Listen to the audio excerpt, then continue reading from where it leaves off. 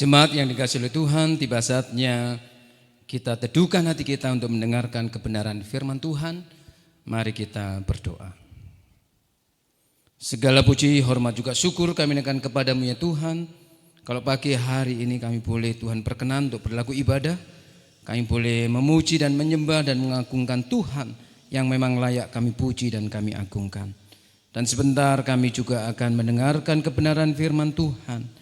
Kiranya Tuhan mengurapi setiap jemaat-Mu dan mengurapi hamba-Mu, supaya setiap kami boleh terberkati dan diteguhkan oleh kebenaran firman Tuhan.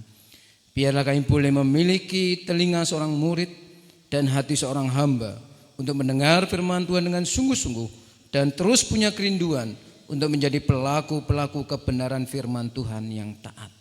Sehingga melalui kehidupan kami yang rapuh dan sementara ini, kami boleh mempermuliakan nama Tuhan. Karena kami terus belajar mengalaskan seantero kehidupan kami atas dasar kebenaran firman Tuhan. Ubah bentuk dan proses kehidupan kami lewat kebenaran firman Tuhan. Urapi hamba-Mu dan pakai hamba-Mu menjadi saluran berkat yang kudus yang mempermuliakan nama Tuhan bagi seluruh jemaat-Mu. Di dalam nama Tuhan kami Yesus Kristus, sang satu-satunya sumber kebenaran itu, kami menyerahkan hidup dan doa kami. Haleluya. Amin. Selamat pagi saudara yang terkasih dalam kasih Tuhan Yesus Kristus. Hari ini kita akan belajar satu kebenaran firman Tuhan yang masih berkait erat dengan Hari Raya Pentakosta yang minggu kemarin kita rayakan bersama-sama. Mari kita membaca Kisah Para Rasul pasal 1 ayat yang keempat sampai yang ke-8. Kisah Para Rasul 1 ayat 4 sampai yang ke-8 berbunyi demikian. Pada suatu hari ketika ia makan bersama-sama dengan mereka, ia melarang mereka meninggalkan Yerusalem dan menyuruh mereka tinggal di situ menantikan janji Bapa. Yang demikian katanya, telah kamu dengar daripadaku, sebab Yohanes membaptis dengan air, tetapi tidak lama lagi kamu akan dibaptis dengan Roh Kudus. Maka bertanyalah mereka yang berkumpul di situ, Tuhan, maukah Engkau pada masa ini memulihkan kerajaan bagi Israel? Jawabnya, Engkau tidak perlu mengetahui masa dan waktu yang ditetapkan Bapa sendiri menurut kuasanya. Tetapi kamu akan menerima kuasa kalau Roh Kudus turun ke atas kamu, dan kamu akan menjadi saksiku di Yerusalem dan di seluruh Yudea dan Samaria dan sampai ke ujung bumi. Demikianlah kebenaran firman Tuhan. Berbagailah orang yang mendengar, merenungkan dan melakukan kebenaran firman Tuhan dalam kehidupannya hari lepas kesehari.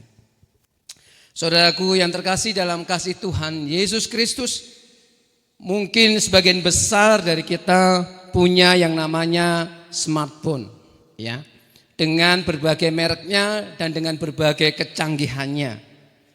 Tetapi tahukah saudara, secanggih apapun HP, ya, mereknya dari merek kelas atas atau kelas menengah, aplikasinya banyak, fiturnya canggih, tetapi namanya smartphone, kalau tidak ada sumber daya yang dihubungkan dengan charger seperti ini, maka HP canggih tetaplah HP canggih dan tidak bisa berfungsi apa-apa. Sekali lagi, HP ini akan teronggok menjadi barang yang tidak ada harganya sekalipun dibeli dengan jutaan atau ratusan ribu. Tetapi selama dia tidak pernah terkonek dengan charger pada sumber daya, maka sekali lagi HP itu hanyalah barang yang tidak ada gunanya. Saudara terkasih dalam kasih Tuhan Yesus Kristus, demikian juga dengan hidup kita. Hidup saudara dan hidup saya sekalipun, tanpa ada karya dan kuasa Roh Kudus yang memanifestasi dalam seantero kehidupan saudara dan saya, maka kehidupan saudara dan kehidupan saya adalah seperti seonggok daging yang sekedar bernyawa dan tidak akan ada kekekalan di dalamnya. Yang kita lakukan adalah hal-hal yang sia-sia dan bersifat kedagingan semata. Sekalipun kita dipenuhi dengan puja-puji dalam hidup ini, sekalipun kita dipenuhi dengan berbagai materi dalam hidup ini, sekalipun kita diberi kesehatan yang luar biasa dalam hidup ini, tetapi selama hidup ini tidak ada Roh Kudus yang diizinkan leluasa berkarya dalam kehidupan kita, maka kehidupan kita adalah sekedar hidup. Dan mari pagi hari ini kita akan belajar apa yang dinyatakan oleh kebenaran firman Tuhan melalui terang kuat kuasa kebenarannya di dalam hal yang sudah kita baca tadi.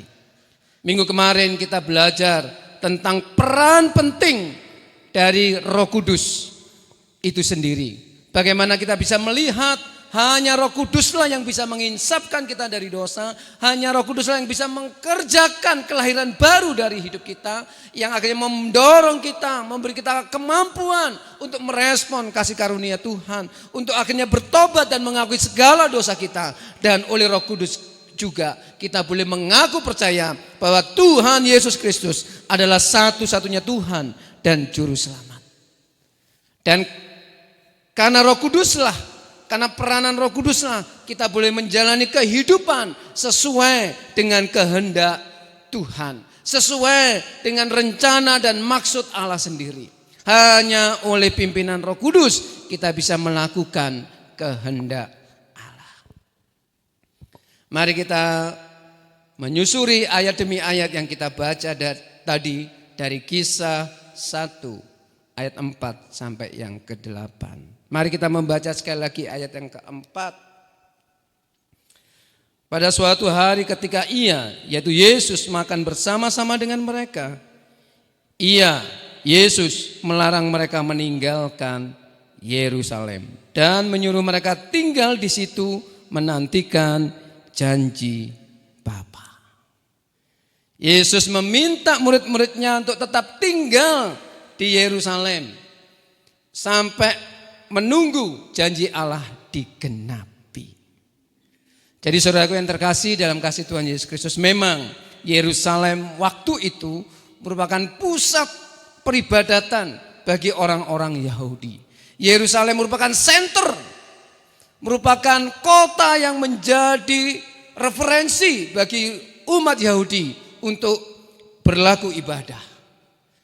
Yerusalem adalah kiblat mereka dalam beribadah. Kiblat mereka dalam melakukan segala aktivitas kerohanian atau peribadatan. Reverse-nya selalu merujuk pada kota Yerusalem. Dan Yesus mengatakan tinggal dulu di Yerusalem, jangan kemana-mana, ya, sampai nanti ada konfirmasi atau legasi, ya, atau ada semacam legalisir dari Allah tentang janji Allah yang akan digenapi. Jadi Yerusalem memang waktu itu adalah pusat, sekali lagi, dari kehidupan spiritual dan kerohanian orang-orang Yahudi. Jadi kalau kita lihat di pasal 2, itu orang-orang Yahudi yang tersebar ke berbagai kota dan berbagai wilayah, itu hari itu di hari raya Pentakosta itu berkumpul kembali di Yerusalem. Karena Yerusalem adalah pusat peribadatan dan pusat spiritual, kiblat kehidupan kerohanian orang Yahudi. Itulah yang ingin dikatakan oleh Tuhan Yesus. Tetapi menarik, kemudian mari kita membaca di ayat 6 dan ayat yang ke-7. Ketika Tuhan Yesus meminta mereka tinggal di Yerusalem, kemudian nyeletuk ada seorang murid yang bertanya kepada Yesus. Pertanyaannya menarik, mari kita lihat ayat yang ke-6. Maka bertanyalah mereka yang berkumpul di situ, Tuhan, maukah engkau pada masa ini memulihkan kerajaan bagi Israel? Sekali lagi, Tuhan, maukah engkau pada masa ini memulihkan kerajaan bagi Israel? Rupa-rupanya murid-murid Tuhan Yesus gagal paham tentang karya dan misi Allah bagi dunia ini. Ketika mereka mempertanyakan pemulihan bagi kerajaan Israel, mereka konteksnya adalah pemulihan dari penjajahan bangsa asing. Mereka menantikan kemesiasan dari Allah itu adalah dibebaskannya orang Yahudi dari penindasan bangsa lain. Dan kita ketahui bahwa waktu itu bangsa Yahudi sedang dijajah oleh Romawi. Saudara yang terkasih dalam kasih Tuhan Yesus Kristus, inilah kebebasan politis inilah yang diharap-harapkan dan yang masih menjadi background, latar belakang teologi mereka. Kemudian muncul dalam sebuah pertanyaan, kapan waktunya engkau akan memulihkan kerajaan bagi Israel? Gagal paham Bapak Ibu. Kenapa saya katakan gagal paham? Sekali lagi, mereka belum bisa menjangkau dan memahami, menyelami rencana dan skenario besar Allah untuk menyelamatkan dunia ini. Mereka masih berpikir dengan teologi sempit mereka bahwa Allah itu adalah Allahnya orang Yahudi semata, bahwa Allah itu adalah Allahnya orang-orang pilihan, Allah sendiri yaitu bangsa Israel sendiri. Mereka belum bisa melihat betapa luasnya cakrawala dan jangkauan kasih ilahi bagi dunia ini. Dan pertanyaan itu dijawab oleh Tuhan Yesus. Kegagal pahaman murid Tuhan Yesus dijawab di ayat yang ke-7. Jawab Yesus, engkau tidak perlu mengetahui masa dan waktu yang ditetapkan Bapa sendiri menurut kuasanya. Orang yang seringkali berbicara masalah waktu itu adalah orang yang biasanya enggak sabar. Ya, memang seringkali ujian kesabaran itu dibuktikan atau diindikasikan dengan durasi waktu. Jadi kalau kita menunggu 1 jam itu rasanya lama sekali. Apalagi menunggu orang yang kita kasihi. Apalagi menunggu orang yang kita gadang-gadang atau orang yang sangat kita harapkan atau kita cintai. Terasa lama sekali. Ya, sehari rasanya setahun kata lagu. Ya, jadi waktu dan tempo itu seringkali mengindikasikan kesabaran seseorang. Orang kalau sudah ngomong jam berapa ini, khotbahnya kok lama, ya ibadahnya kok panjang banget. Nah, itu menunjukkan bahwa orang itu tidak sabar. Saya sudah berdoa bertahun-tahun tapi Tuhan enggak jawab, padahal berdoanya baru beberapa bulan. Ya, rasanya sudah lama sekali. Kamu kemana aja sih, lama sekali enggak datang-datang. Ya, selalu memakai durasi atau batasan waktu. Dan seringkali hal ini juga menghinggapi banyak orang percaya, orang Kristen, ya, tidak sabar menunggu kedatangan Tuhan Yesus, akhirnya mengarang-arang, mereka-reka sebuah waktu dan kemudian dikasih label rohani nubuatan.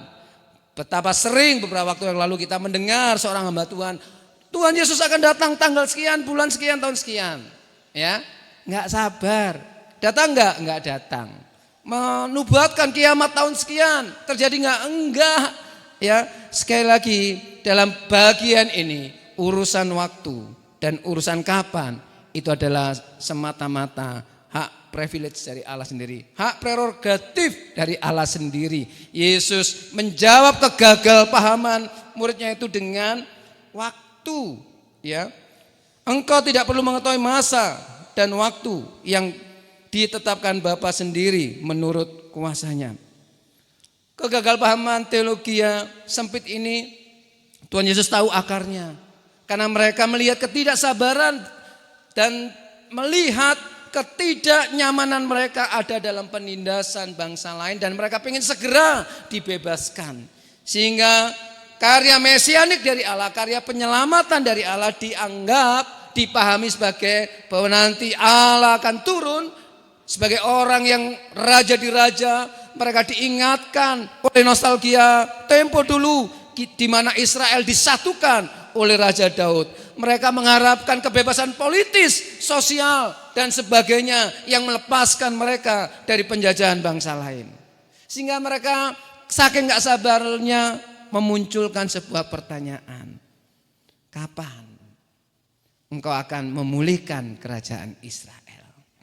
Tapi Yesus segera memberikan pencerahan lewat dalam kegagalan mereka memahami skenario agung Allah dalam penyelamatan. Kamu nggak perlu tahu kapan pemulihan bagi bangsa Israel. Kamu nggak perlu tahu ya kapan hal yang mulia. Kamu nggak perlu tahu kapan Yesus akan datang dengan menggenapkan segala hal yang pernah difirmankan. Tetapi, nah menarik Bapak Ibu, ayat 8 ini akan menjadi sorotan kita. Ayat 8, tetapi kamu akan menerima kuasa kalau Roh Kudus turun ke atas kamu, dan kamu akan menjadi saksiku di Yerusalem dan di seluruh Yudea dan Samaria dan sampai ke ujung bumi.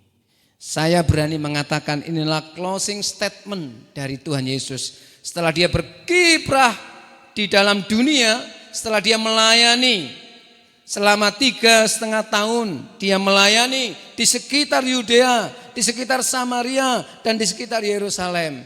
Ya, menjelang Tuhan Yesus naik ke surga, dia memberikan closing statement yang luar biasa. Udah deh, kamu gak usah ngurusin kapan itu waktunya. Kamu gak usah ngurusin hal-hal yang tidak harusnya kamu urusin. Tetapi, kata Tuhan Yesus, kamu gak perlu memusingkan dengan teologi sempitmu, dengan pemahaman-pemahamanmu, ya, dengan kehidupanmu dan penghidupanmu. Sudah deh, stop dulu.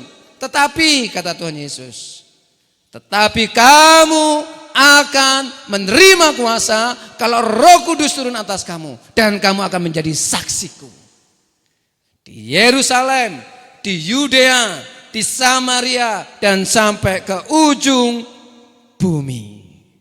Inilah closing statement yang powerful, yang merupakan hal yang luar biasa yang disampaikan Tuhan Yesus menjelang Tuhan Yesus naik ke surga. Kalau Roh Kudus turun ke atas saudara dan ke atas hidup saya, maka hidup kita akan dipenuhi oleh kuasa Allah.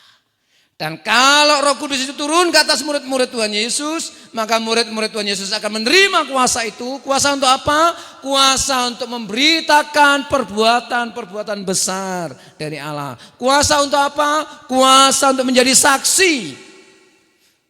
Apa maksudnya menjadi saksi?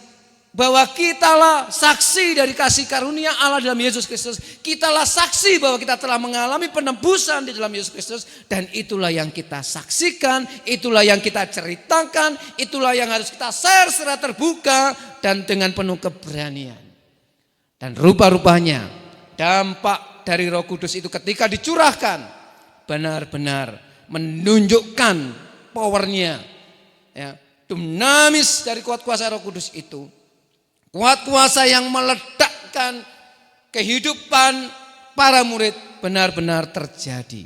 Jadi setelah Pentakosta di pasal 2 dari Kisah Para Rasul yang kemarin minggu kita renungkan dan kita lihat. Mari kita lihat dampaknya. Tidak jauh setelah Pentakosta itu, setelah murid-murid dipenuhi oleh kuasa Roh Kudus di pasal 2, maka perhatikan di pasal 2 ayat 14. Ini indikator yang paling awal yang bisa kita lihat. Setelah mereka dipenuhi oleh Roh Kudus, ayat 14 dari Kisah Para Rasul 2, perhatikan. Maka bangkitlah Petrus berdiri dengan ke-11 rasul itu, dan dengan suara nyaring ia berkata kepada mereka. Bangkit selama mereka terpuruk dalam ketakutan. Ya, mereka sekarang ini terpuruk dalam ketidakpastian. Karena baru saja beberapa hari, beberapa minggu yang lalu mereka mengalami dan menyaksikan kematian Tuhan Yesus, dan kemudian mereka juga melihat, menyaksikan kebangkitan Tuhan Yesus. Tetapi puncaknya ketika Roh Kudus dicurahkan, Petrus dan para murid bangkit, dan dengan suara nyaring. Ini adalah gestur, indikator orang yang berani. Jadi ketika Roh Kudus turun ke atas kehidupan kita, akan membuat kita berani. Membuat kita wani, kata orang Jawa. Berani untuk apa? Berani keluar menjadi saksi Kristus. Tidak ragu-ragu lagi untuk mengikut Kristus. Tidak lagi enggan untuk memuliakan Tuhan lewat kesaksian hidup kita. Seringkali banyak orang Kristen yang mengaku percaya enggan bersaksi, ya, enggan menceritakan kebesaran-kebesaran Allah dalam hidupnya, Karena rupa-rupanya bisa jadi karena karya Roh Kudus belum memanifestasi dalam kehidupannya. Kenapa kita enggan? Karena bisa jadi manifestasi kuasa Roh Kudus itu belum kita rasakan. Atau lebih dalam lagi, jangan-jangan kita belum dilahirbarukan oleh kuat kuasa Roh Kudus. Atau dengan kata yang paling sederhana, kita belum bertobat dari segala dosa-dosa kita, sehingga kita nggak pede, kita nggak confidence untuk menceritakan kebenaran kehendak Allah. Kita tidak berani menyaksikan bahwa kita ini adalah murid-murid Kristus yang sejati, yang percaya pada Kristus sebagai satu-satunya Tuhan dan Juru Selamat. Kita nggak berani, kita nggak pede, kita merasa inferior, kita merasa nggak nyaman.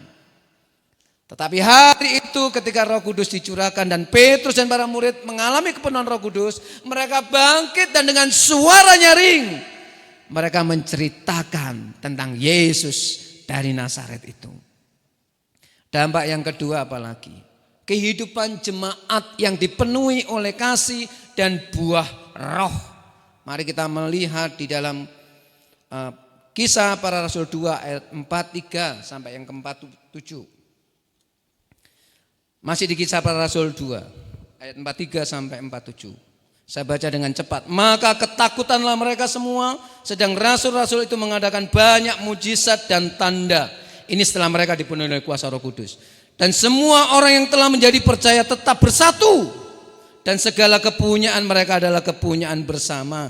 Dan selalu ada dari mereka yang menjual harta miliknya, lalu membagi-bagikan kepada semua orang sesuai dengan keperluan masing-masing.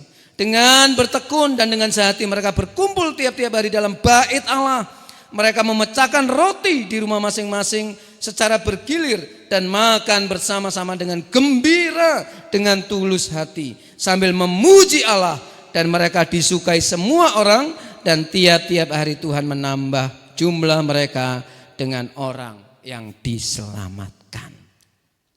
Seringkali kita atau gereja sibuk dengan program-program yang teknikal.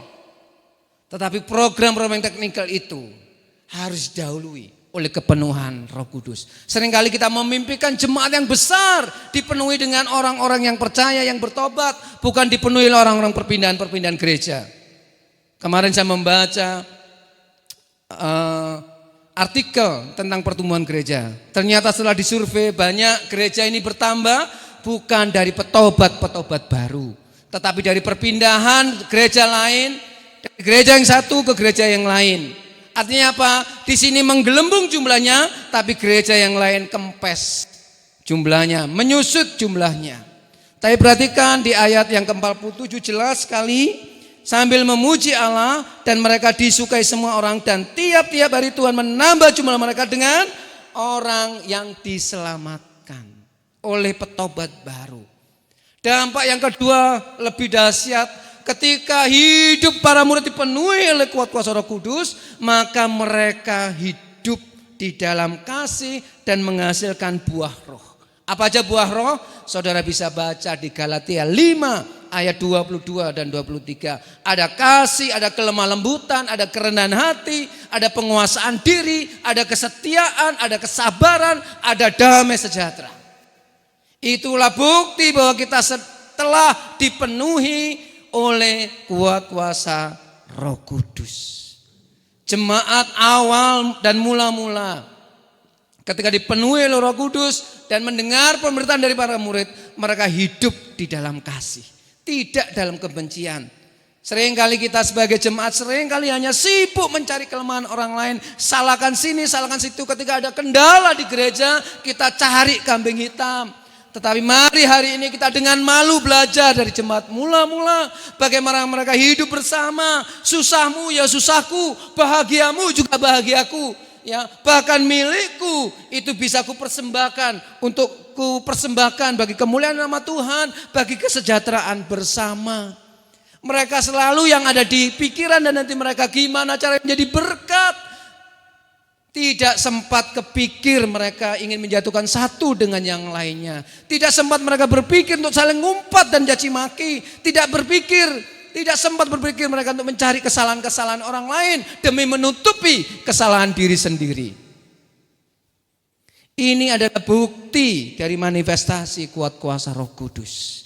Hidup di dalam buah-buah pertobatan. Karena Roh Kudus selalu mengkaryakan hal-hal yang bersifat kasih, penguasaan diri, kesabaran, damai sejahtera, kelemah lembutan, kerendahan hati dan kesetiaan.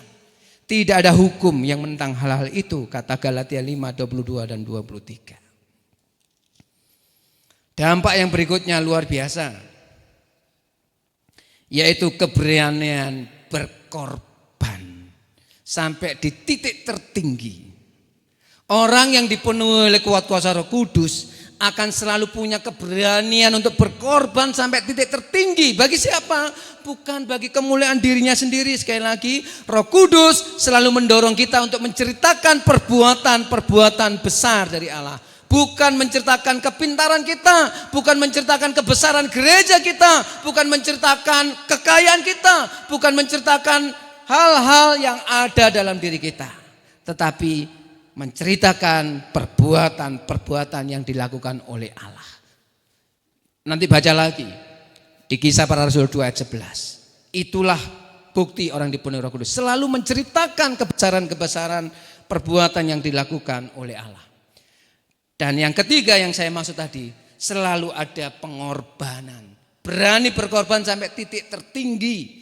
Untuk siapa sekali lagi? Untuk Allah yang sudah mengasihi mereka. Ada kasih yang luar biasa bagi Allah. Mari kita lihat kehidupan Stefanus. Nanti Bapak Ibu bisa membacanya secara lengkap di Kisah Rasul pasal 7. Tapi hari ini kita membaca aja yang ayat 58 sampai 60 dari Kisah Para Rasul 7. Ini adalah cerita tentang Stefanus yang melayani Tuhan dengan luar biasa dan kemudian dia harus mengakhiri hidupnya dengan begitu tragis. Stefanus berani memberikan persembahan yang tertinggi bagi Allahnya, yaitu dirinya sendiri. Mari kita lihat Kisah Para Rasul 7 ayat 58 sampai yang ke-60. Mereka menyeret Stefanus. Mereka menyeret Stefanus keluar kota, lalu melemparinya dengan batu, ya, melemparinya dirajam dengan batu. Dan saksi-saksi meletakkan jubah mereka di depan kaki seorang muda yang bernama Saulus. Saulus ini adalah Paulus yang kemudian juga bertobat. Tapi hari itu Saulus menjadi penganiaya orang Kristen yang sangat menakutkan dan menebar teror yang luar biasa bagi orang Kristen. Sedang mereka melemparinya, Stefanus berdoa. Luar biasa. Dilempari batu berdoa, Bapak Ibu. Kita kesinggung sedikit, marah, ya. Kita mencaci maki orang, ya. Kita kesenggol dikit, sudah menghakimi orang. Stefanus dilempari batu, dia berdoa, katanya, ya Tuhan Yesus, terimalah rohku. Sambil berlutut ia berseru dengan suara nyaring, Tuhan, janganlah tanggungkan dosa ini kepada mereka. Dan dengan perkataan itu meninggallah Stefanus. Tuhan, jangan tanggungkan dosa ini kepada mereka. Stefanus melihat siapa? Dia tidak melihat teladan lain, dia melihat teladan Tuhan Yesus ketika di atas kayu salib. Ya Bapakku, ampunilah mereka karena mereka tidak tahu apa yang diperbuatnya. Sama, teridentifikasi, ya, terteladankan dalam kehidupan Stefanus ketika dia dirajam, dibenci setengah mati oleh orang-orang di sekitarnya. Justru dia berdoa, jangan tanggungkan ini, dosa ini kepada mereka. Artinya Stefanus meninggal tanpa kebencian sedikit pun, sekalipun dia disakiti luar biasa. Inilah dampak dari karya Roh Kudus. Yang pertama, kita akan menjadi pribadi yang berani untuk menceritakan, bersaksi keluar bagi kemuliaan nama Tuhan, menceritakan Yesus Kristus dengan perkataan maupun dengan kesaksian hidup kita. Berani tampil menjadi orang yang percaya, berani tampil confidence, menjadi pengikut-pengikut Kristus. Tidak ada keraguan. Kemudian yang ketiga, kehidupan yang menghasilkan buah-buah pertobatan atau buah roh. Yang ketiga, selalu ingin memberikan yang terbaik. Kita kadang-kadang memberi tergantung situasi. Kalau lagi senang memberinya banyak, kalau enggak lagi senang memberinya sedikit. Tidak seperti itu. Kalau Roh Kudus sudah menyentuh hidup saudara, melembutkan hati saudara, Roh Kudus sudah memenuhi hidup saudara, saudara tanpa disuruh oleh pendeta, tanpa didorong-dorong oleh orang lain, saudara akan tergerak secara otomatis dan mekanis mempersembahkan yang terbaik sampai titik tertinggi. Itulah ciri atau indikator orang-orang yang dipenuhi oleh Roh Kudus. Dan di ayat 8 juga dikatakan. Jadi kalau tadi Tuhan Yesus di ayat 4 ngomong tinggal dulu ya di Yerusalem ya. Tetapi setelah Roh Kudus itu dicurahkan, maka teologi mereka juga dibukakan. Cakupan pelayanan mereka juga dibukakan. Jadi bukan hanya mereka melulu di pusat peribadatan di Yerusalem, uplek-utek di situ aja, tapi Yesus mengatakan, keluar dari Yerusalem. Ke Yudea lah, ya, perluas jangkauan pelayananmu. Ke Samaria lah, sampai ke ujung bumi. Ini berkaitan dengan kenormalan baru. Ini sangat relevan.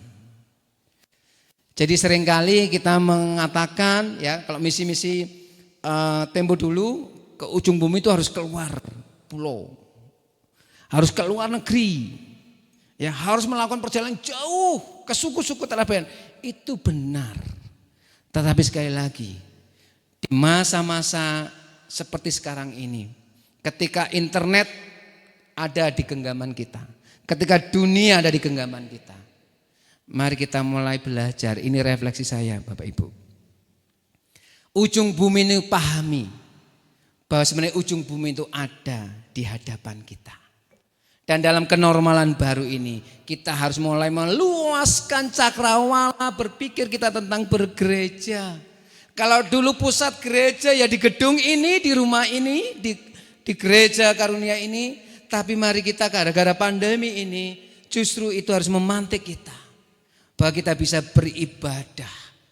Bahkan bisa memaknai ibadah lebih hakiki lagi ketika bahwa hidup kita ini adalah bait Allah. Bahwa hidup kita ini adalah gereja itu sendiri. Gereja bukan gedungnya kata sekolah minggu. Gereja bukan gerbangnya.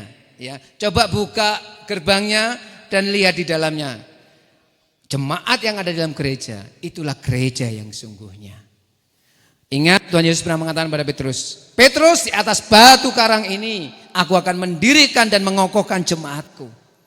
Jadi Petrus sendiri dikatakan pada Tuhan Yesus, dialah batu karang di mana Tuhan Yesus akan mendirikan gerejanya.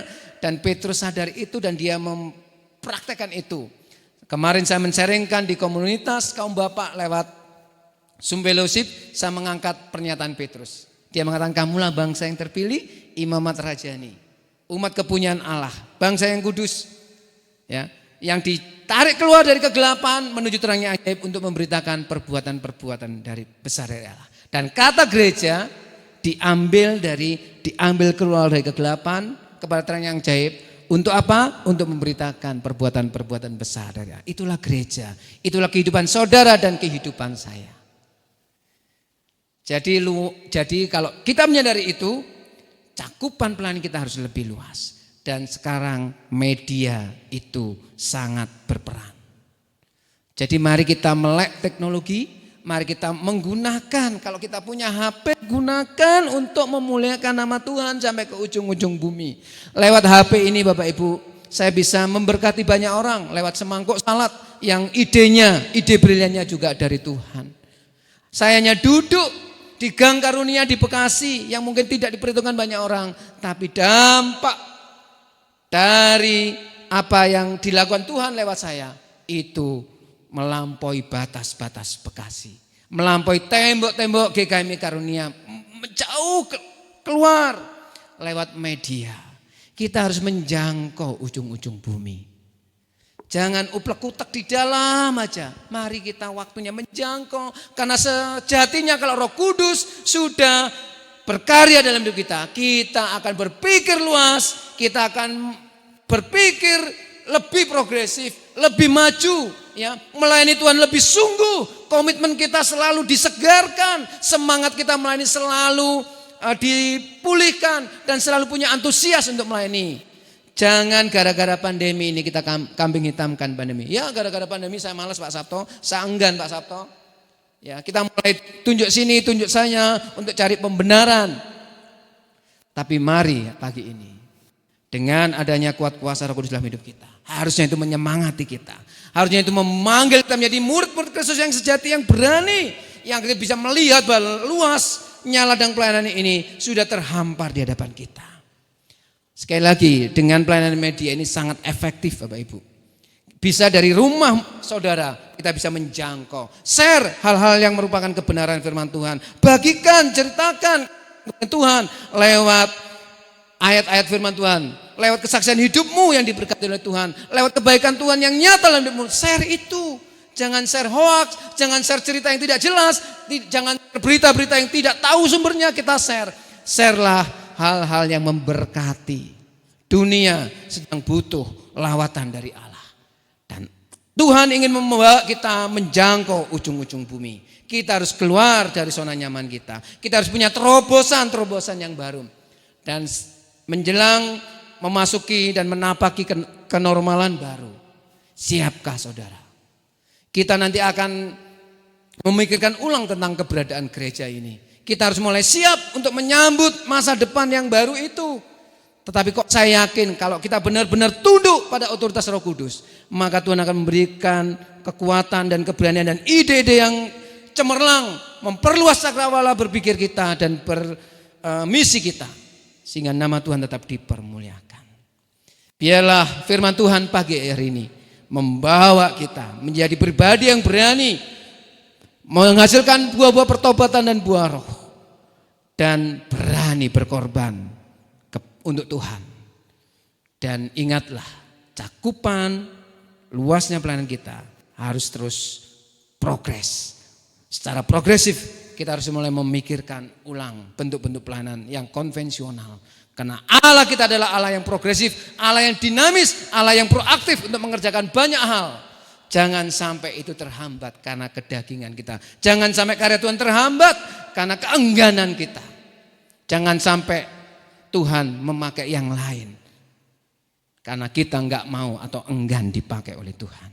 Kiranya firman Tuhan hari ini boleh menguatkan, menegur, dan memperlengkapi kita. Mari kita berdoa. Terima kasih Tuhan buat firman-Mu yang mungkin meneguhkan tapi juga sekaligus menegur kami. Ampuni kami kalau selama ini kami enggan, bermalas-malasan, tidak mau berpikir, bahkan sengaja tidak mencari hal-hal yang menggairahkan pelayanan dan kehidupan kami. Padahal Roh Kudus benar-benar telah berkarya dan membuktikan dampak yang luar biasa. Ampuni kami ya Tuhan kalau selama ini kami kurang rendah hati untuk hidup di dalam kehendak Tuhan. Kurang taat untuk melakukan hal yang Tuhan inginkan, kurang taat dalam memberikan persembahan. Tapi biarlah pagi hari ini Tuhan boleh menolong kami untuk bangkit, dan dengan suara nyaring kami boleh menjadi saksi Kristus. Kami boleh hidup menghasilkan buah-buah roh, buah-buah pertobatan, dan buah roh itu boleh nyata dalam kehidupan kami. Dan kami boleh belajar mempersembahkan terbaik. Berkati jemaat-Mu, berkati nama demi nama, keluarga demi keluarga, dan melalui kehidupan mereka nama Tuhan dipermuliakan. Di dalam nama Tuhan kami Yesus Kristus kami sudah berdoa dan mengucap syukur. Amin.